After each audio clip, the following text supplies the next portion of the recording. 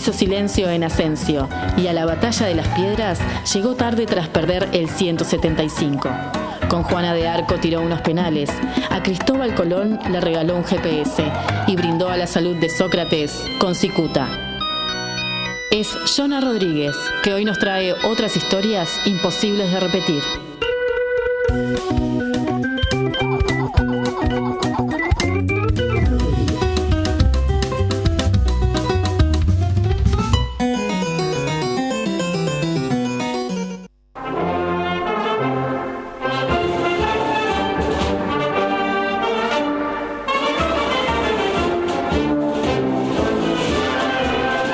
Los feriados que el alma pronuncia. Este es el título de esta columna de hoy. El sábado 18 de julio pasado se conmemoró el aniversario 185 de la Jura de la Constitución. Nadie se acordó porque era sábado, ¿verdad? Justamente con eso quería comenzar. Sábado, feriado, ¿sí? Lo cual, obviamente, una de las conmemoraciones más importantes de nuestro país, una de las fechas y fiestas patrias más importantes de nuestro país, quedó tapada. Totalmente. Decime vos, si no es de uruguayo, fijarse en el calendario los primeros días del año. Cuando termina el presente año, lo primero que se hace es mirar las fechas del próximo año. ¿Buscando qué? Buscando dónde va un fin de semana largo, o un lunes sándwich, un viernes sándwich que te quede para poder irte para afuera o a algún lado. Hacemos el cálculo exacto de qué días tenemos libre, maldecimos cuando es fin de semana, nos encanta cuando es un lunes, un viernes, pero qué problema cuando es un martes, un jueves. Ay, complicadísimo. Ahí no sabes cómo arreglar para ajustar alguna cosa. O para metés que quede un sándwich nefasto o vas y trabajás. Además, en realidad, más que las fechas en sí, uno se acuerda si son laborales o no laborales. ¿Me los pagan o no? Exactamente. Pero va todo por ese lado. A veces ni siquiera se sabe qué realmente significa esa fecha, ¿verdad? Desde este programa nosotros nos vamos a declarar en contra de estas prácticas y vamos a llamar a la reflexión. Queremos que todos sean no laborales. No, queremos que por favor la gente no se fije en eso, se fije en la importancia para la nación que tienen estas fechas. Bien. Nosotros vamos a tomar el 18 de julio como una excusa para hablar de las fechas patrias y un aporte problemático que hacen a la construcción de la nación uruguaya. La nación es la percepción que tiene un grupo social, ubicado en un momento y en un lugar, de poseer ciertos elementos, ciertos ingredientes, que son específicos, pero que además los diferencian de otros grupos sociales, ¿sí? La nación parte de una especie de necesidad, pero también de una voluntad de manifestar una convivencia diferenciada y autónoma de otros u otros, una especie de comunidad imaginaria. Si la nación no es un objeto, sino que es una especie de comunidad que todos imaginamos. Decía un profesor que en realidad tanto nosotros como los que nos están escuchando, como las personas con las cuales nos vinculamos, no tenemos muchos vínculos. Nuestro pasado no está vinculado entre nosotros, a no ser nuestro núcleo familiar cercano. Claro. Sin embargo, todos nos sentimos partícipes de algo mayor que nos abarca. No sé si te ha pasado en el exterior, tal vez, de encontrarte con un uruguayo y sentir que te encontraste con una persona que conocías de toda la vida. Exacto, el encontrar factores en común, ¿no? Que te hacen mucho más similar o generar un cariño casi espontáneo, instantáneo, por el simple hecho de pertenecer al mismo territorio, ¿no? Exacto, esa es la nación, ¿sí? Los ingredientes que compartimos con los otros, a los cuales consideramos nuestros hermanos, también integrante de la nación, esa forma la comunidad imaginaria que llamamos nación. La nación, por tanto, define un nosotros. No estoy solo, estoy acompañado de otros iguales que yo, y también define un adentro. Me siento dentro de esta nación, y al definir un nosotros y un adentro, también define un otros y un afuera. Bien. Los elementos o ingredientes diferenciadores de una nación incluyen un montón de cosas, pero por ejemplo, un patrimonio cultural, un lenguaje, el lenguaje es fundamental, hablar todos el mismo idioma, una historia oficial, esa historia que nos abarca a todos incluso, un panteón de héroes, un conjunto de símbolos, bueno, hablamos de banderas, himnos, fiestas, monumentos, tradiciones y legados que deben ser definidos, pero también difundidos para que sean interiorizados por los nuevos miembros que se incorporan a la nación, para que sean parte de nosotros, para que estén adentro. Si la nación se nutre de nuevos miembros, y esos miembros hay que integrarlos a esta comunidad imaginaria. Exacto. En el caso concreto de Uruguay, lo que debía definirse como elemento de la nación y quiénes los agentes de la difusión de esos elementos pasó a formar parte en lo que en la historiografía local se ha dado a llamar el problema nacional o la cuestión nacional. Esta cuestión nacional comienza con un problema real y concreto, y es que el Uruguay fue antes un estado que una nación. Bien.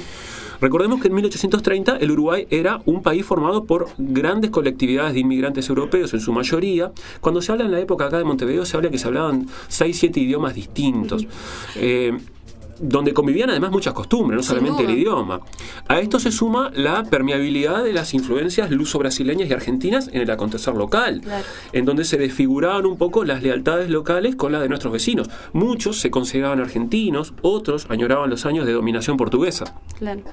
Uruguay además era en esa época y en adelante un país escasamente poblado e integrado. El Río Negro vendría a fracturar lo que es el Uruguay, y el norte era un mundo desconocido desde la capital, y si era desconocido, por lo tanto era ajeno y peligroso. No se consideraba casi parte del territorio.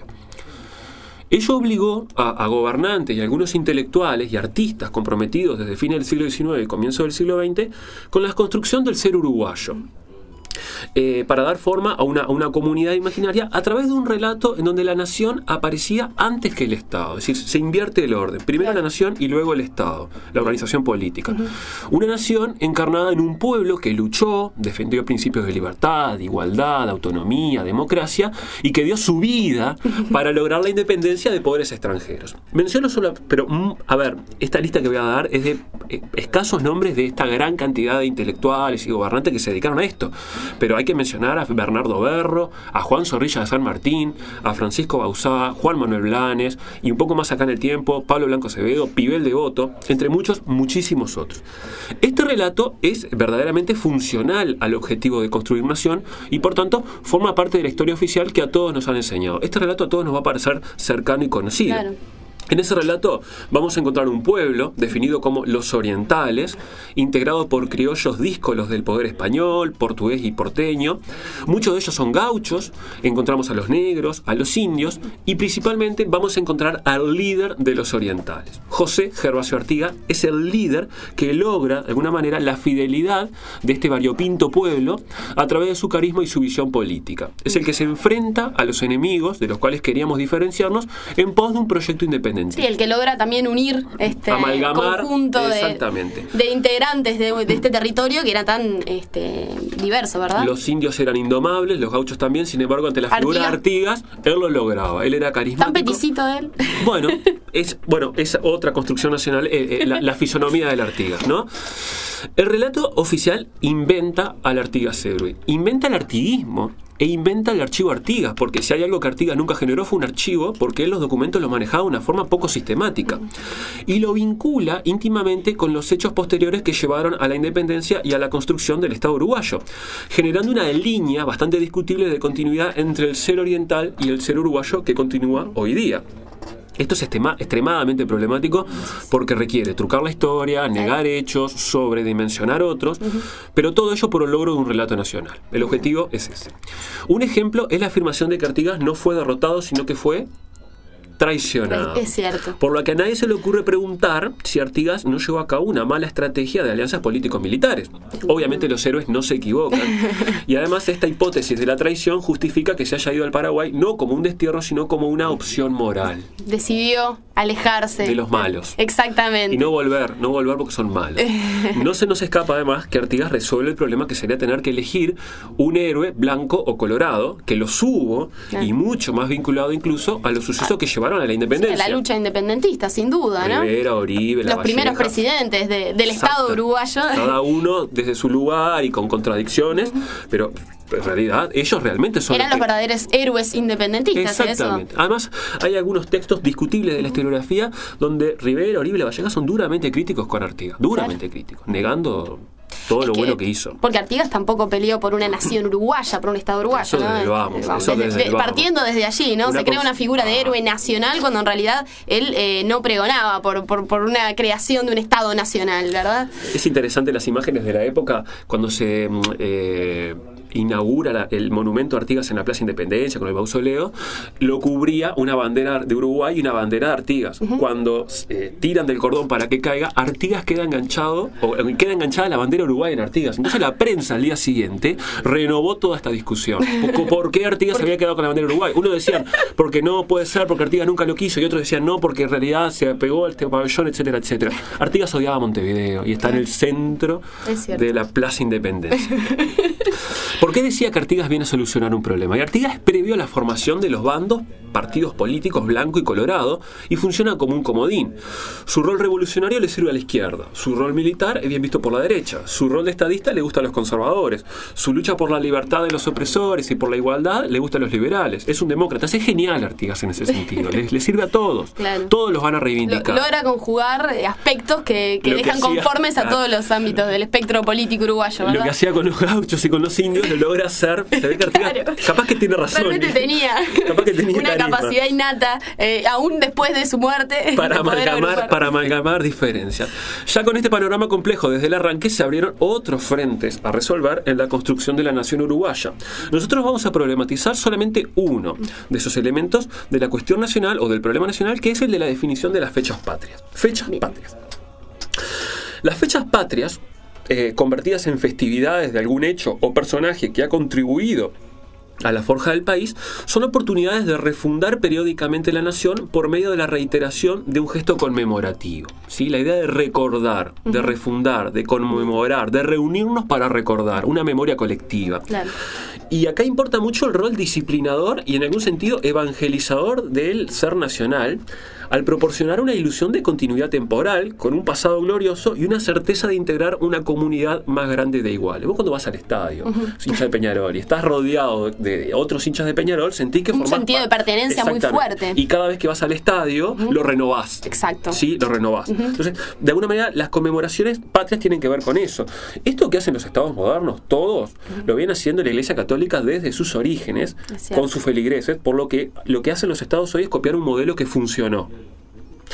¿Quién define qué, cuándo y cómo conmemorar? Y acá es donde empieza el problema. Uno podría creer que la decisión está reservada a aquellos que más conocen y estudian el pasado y que por lo tanto tienen la autoridad de definir qué recordar y qué no. Y acá decir los historiadores. Claro. Esta gente, ya hemos hablado de los historiadores, esta gente es la que conoce el pasado la y por que lo está tanto, capacitada claro, para poder establecer dónde, cómo, cuándo. Tiene la posta de decirme dónde estuvo a la coyuntura, el personaje. Es ahí. No.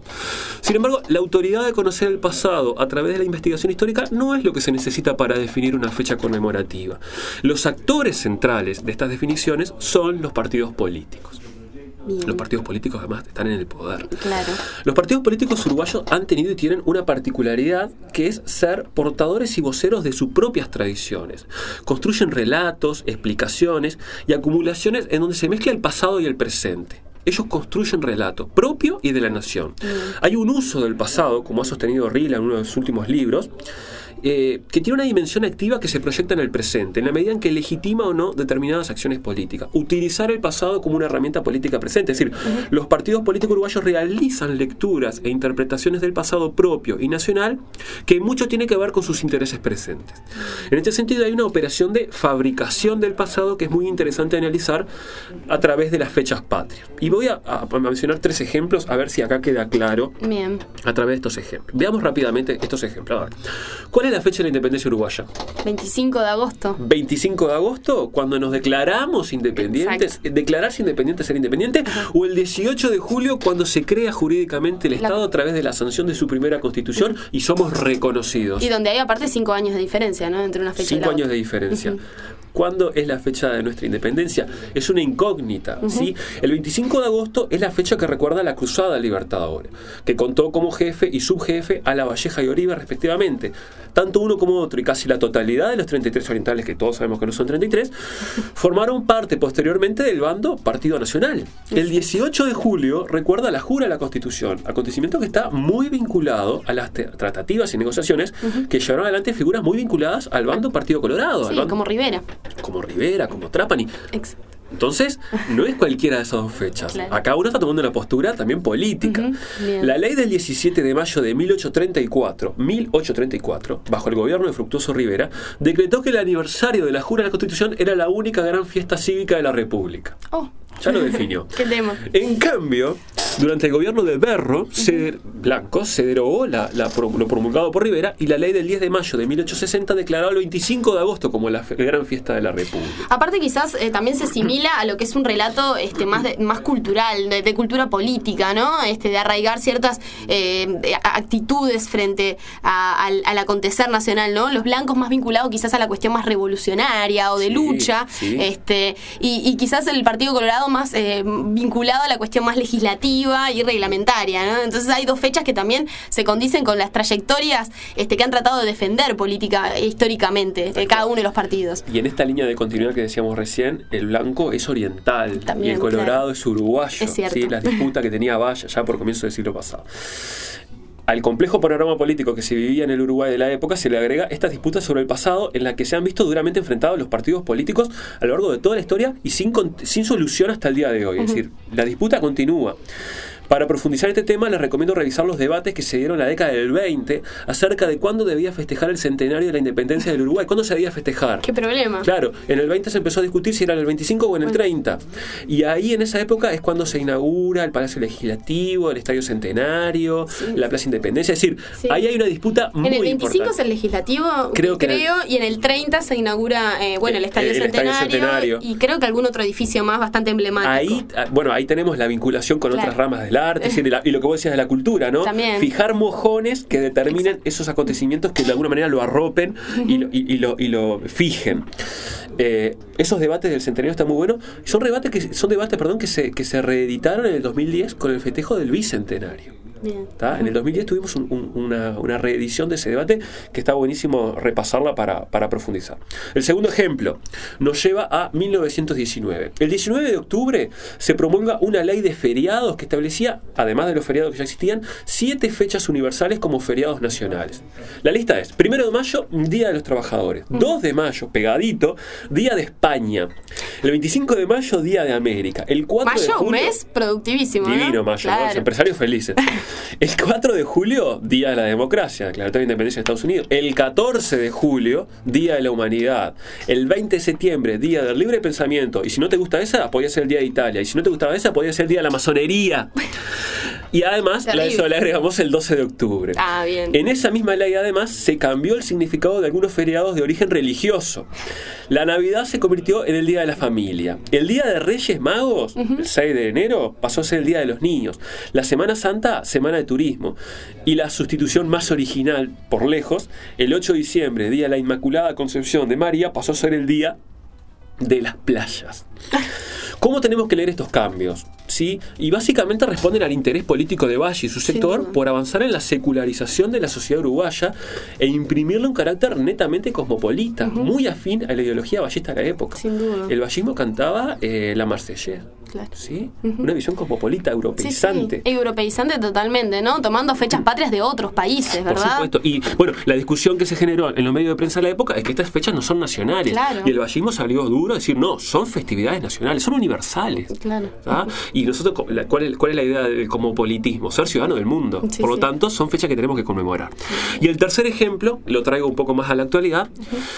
Hablemos del Frente Amplio también, ¿no? Que también participa de estas disputas por el pasado. Lo llamativo es que es un partido que se define de izquierda, pero que por otro lado busca referentes en el pasado y no se perfile como una fuerza que viene a refundar el país, que va en la dirección de crear el hombre nuevo. Acá con Rubio podemos discutir esto, ¿no? Es cierto. El Frente Amplio hace todo lo contrario, va al pasado y rescata una figura de la cual se apropió con bastante éxito. Hablamos de Artigas, ¿no? Desde la elección del 26 de marzo, para que el líder del Frente Amplio, el fundador, Líber Sedeñi, diera el primer discurso político, momento que coincide con el 26 de marzo de 1815, cuando Fernando Torgués izó por primera vez en la capital la bandera artiguista, bandera que toma el Frente Amplio en sus colores. Hasta la decisión política de los gobiernos del Frente Amplio por magnificar el 19 de junio, la fecha casi más importante para el Frente Amplio, desde el gobierno, desde el 2005 que es gobierno hasta acá, es el 19 de junio, como la fecha patria, y además del himno, entonar en las escuelas la canción A Don José de Rubén Lena, canción que por otro lado y subliminalmente formó parte del spot de campaña del 2009. ¿Sí? Vemos que hay un esfuerzo por utilizar el pasado para autoafirmarse en el presente. Un indicador de la tradicionalización del Frente Amplio es justamente la búsqueda de un pasado de izquierda, pasado, claro, de figuras o liderazgos de izquierda que lo motivaron a fundarse o refundarse en 1970. Y ahí hay una construcción de un legado. Bien. ¿Sí? Y ese uso del pasado quedó bien en evidencia este 18 de julio, cuando en el Salón de los Pasos Perdidos del Palacio Legislativo, la ministra de Educación y Cultura, María Julia Muñoz, señaló enfáticamente en relación a la Constitución de 1830: toda obra es hija de su tiempo. Y no es una frase inocente. Ello nos recuerda que las constituciones, como la de 1830, que fue la que más duró, respondían a un contexto de época y que los contextos cambian, por lo que también lo deben hacer las constituciones. Y no por casualidad, uno de los proyectos que tiene el Frente Amplio para este periodo, por lo menos para discutir, es llevar adelante una reforma de la vigente Constitución. Realicen ustedes las conclusiones que quieran y vinculen ustedes como puedan. Llegando ya al final de la columna, nos falta saludar a los agentes que por excelencia transmiten de forma desproblematizada todas estas cuestiones, a los nobles uruguayitos que son las maestras de nuestro país. Abrazadas al recuerdo glorioso de Artigas, un héroe de capa y espada, domesticando al bravo charrúa y haciendo trabajar al gaucho, lucen sus blancas túnicas y ese tono de voz único que ponen a prueba tanto en un acto escolar como en un ómnibus interdepartamental a las 6:30 de la mañana. Las maestras, señores y señoras, le hacen un enorme favor al mito de la nación uruguaya y vaya desde este lugar nuestro reconocimiento a la maestra uruguaya. Bien, buen cierre. Y para dejar abierta una reflexión final, los uruguayos somos escasamente patriotas, más si los comparamos con países o naciones vecinas, cercanas o lejanas. ¿Sí? Lo que despierta mayor pasión y nos une como nación son los logros o fracasos deportivos. Eso como lo que o quizás tradiciones, pero tradiciones más de cotidianas, ¿no? El asado o ese tipo de cuestiones, no sé, las tortas fritas, cuestiones más de lo cotidiano que nos hacen uruguayos, digamos. Esa es la tradición. Hay un trabajo, Pablo da Silveira, que justamente va en ese sentido. Otra definición de nación que tiene que ver con eso. ¿Sí? Con las la nación en función de lo que es esos objetos que cotidianamente compartimos, esos símbolos. Exactamente, tiene que ver con eso. Entonces, somos poco patriotas, y los fracasos o éxitos deportivos o estas cosas es muy poco en realidad, ¿sí? Si un pueblo de una nación identifica una determinada narrativa sobre el pasado como verdadera, suponemos que estaría dispuesto a participar y a conmemorar cuando es convocado. Sin embargo, si no se siente muy interpelado ni motivado a participar, podríamos concluir que se está produciendo un divorcio entre el sentimiento del pueblo y las decisiones institucionales. Para terminar, recordar que el 25 de agosto cae un martes, el 12 de octubre es lunes, igual que el 2 de noviembre. 12 de octubre igual no es laborable. Bueno, para muchos, yo como soy funcionario secundaria, el 12 de octubre es lunes, ahí es un fin de semana largo, igual que el 2 de noviembre, que también es un lunes, Navidad y Año Nuevo cae en un viernes, así que festejen, uruguayos. Festejen.